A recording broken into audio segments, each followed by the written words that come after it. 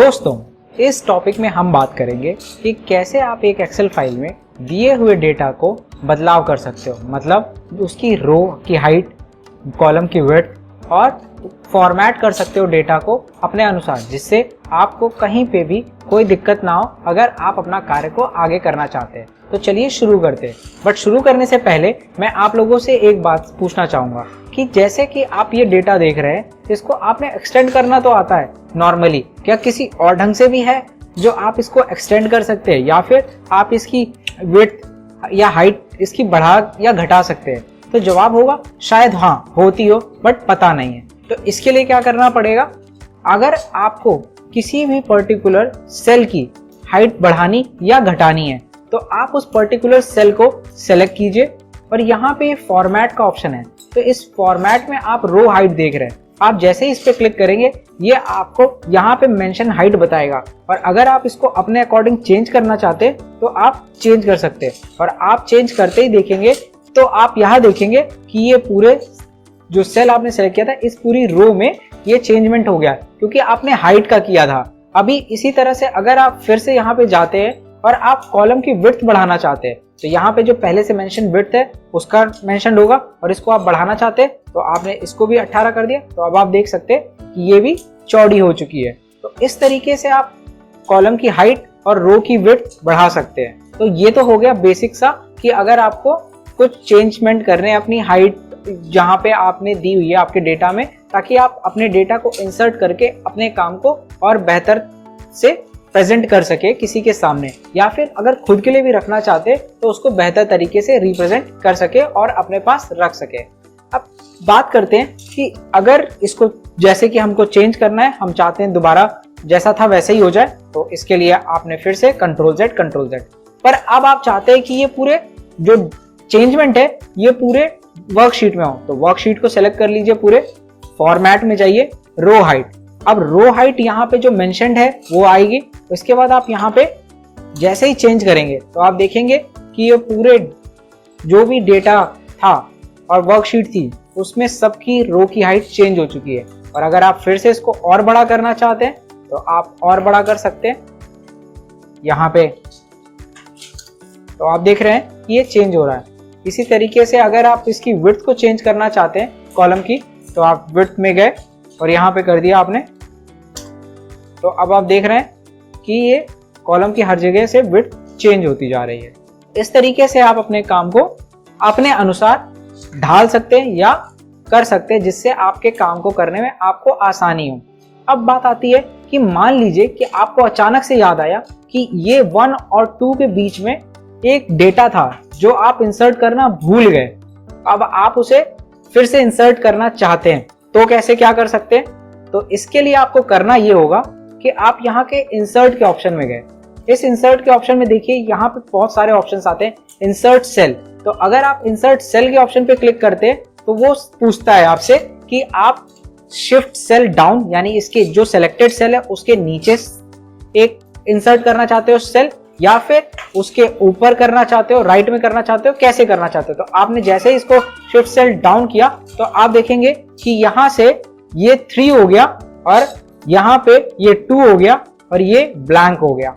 इस तरीके से आपका काम हो गया। और अगर आप इसको फिर से अंडू करना चाहते हो, कंट्रोल जेड प्रेस कर दीजिए, अंडू हो गया। अब आप चाहते हो कि पूरी रो में एक रो पूरी इंसर्ट हो, तो इंसर्ट के ऑप्शन में गए, सिंपली क्लिक कर दिया इंसर्ट पे और वहां पे इंसर्ट हो गया। और अगर आप चाहते हो इसको हटाना तो कंट्रोल जेड कर दिया।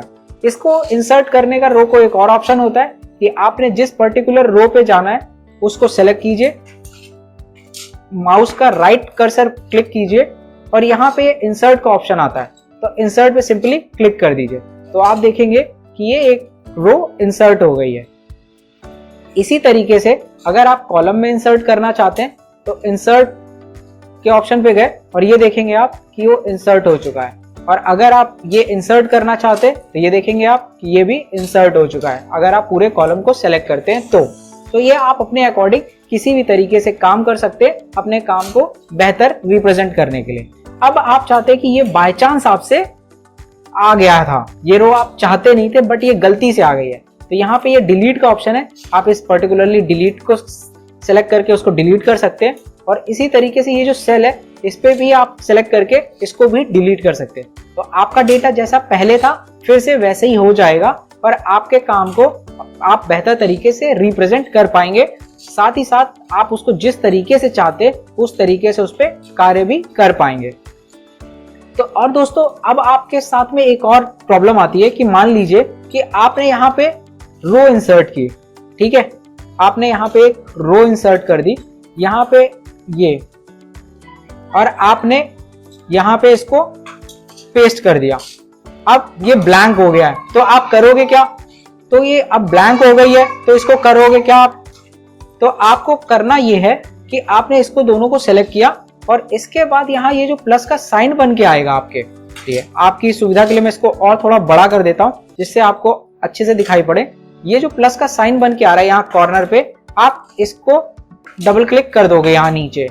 तो आप जैसे ही डबल क्लिक करोगे नीचे खींच के, तो आप देखोगे कि ये पूरा डेटा चेंज हो जाएगा। तो अब आपने जहां नंबरिंग नहीं की थी वहां पे भी नंबरिंग हो गई है।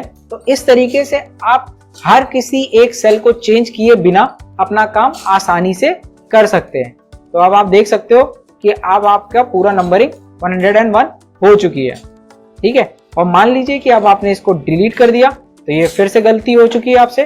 तो आप इसको करेंगे क्या? आप इसके लिए शॉर्टकट भी होता है एक इसके लिए कि अगर आप कोई पर्टिकुलर सेल को सेलेक्ट करना चाहते हैं और माउस का यूज नहीं करना चाहते, तो शॉर्टकट भी है उसके लिए कि आप अपने एक सेल को सेलेक्ट कीजिए। सेल को सेलेक्ट करने के बाद शिफ्ट बटन दबाइए और डाउन एरो या फिर आपको जो नेक्स्ट सेल सेलेक्ट करना है उस तरफ का एरो प्रेस कर दीजिए। अगर डाउन में सेलेक्ट करना है तो डाउन एरो, अगर राइट में सेलेक्ट करना है तो राइट एरो, ठीक है। लेफ्ट में यहाँ पे जगह नहीं है इसलिए लेफ्ट होगा नहीं। ऊपर अप को करना है अप को, तो यहाँ डाउन में करना है मुझे। मैंने डाउन को सेलेक्ट किया और यहाँ पे इसके बाद मैंने इसको फिर से नीचे ले आके ड्रैग कर दूंगा। और जैसे ही मैं ड्रैग करूंगा इसको, मैं यहाँ देख रहा हूँ ये नंबरिंग भी चेंज हो रही है और उसके बाद ये फिर से पूरी नंबरिंग पहले जैसी हो गई। अब आपको यहाँ पे हर एक नंबर को अलग से बदलने की जरूरत नहीं है। इसने आपका काम आसान कर दिया और आप अपने डेटा को जैसे चाहते थे वैसे रिप्रेजेंट कर पा रहे हो। तो इस तरीके से एक्सेल की छोटी छोटी जो चीजें होती हैं वो आपका काम आसान तो बनाती ही बनाती हैं, साथ ही साथ आपको ये सुविधा भी प्रदान करती है कि आप जिस तरीके से चाहते हैं उस तरीके से सामने वाले के सामने डेटा प्रेजेंट कर सकते हैं, जिससे आपका काम पहले से बेहतर दिखाई पड़े। साथ ही साथ जब उसको कोई चीज आप समझाना चाहते हैं तो जरूरी नहीं है कि आपको उसके सामने प्रेजेंट होना पड़े, आप बिना प्रेजेंट हुए भी अपना काम उसको समझा सकते हैं। तो इस तरीके से ये फीचर्स से मेरे अनुसार आपको मदद मिलेगी अपने कार्य को और बेहतर ढंग से करने में। तो यहाँ तक सुनने के लिए आप सभी का thank you and happy learning.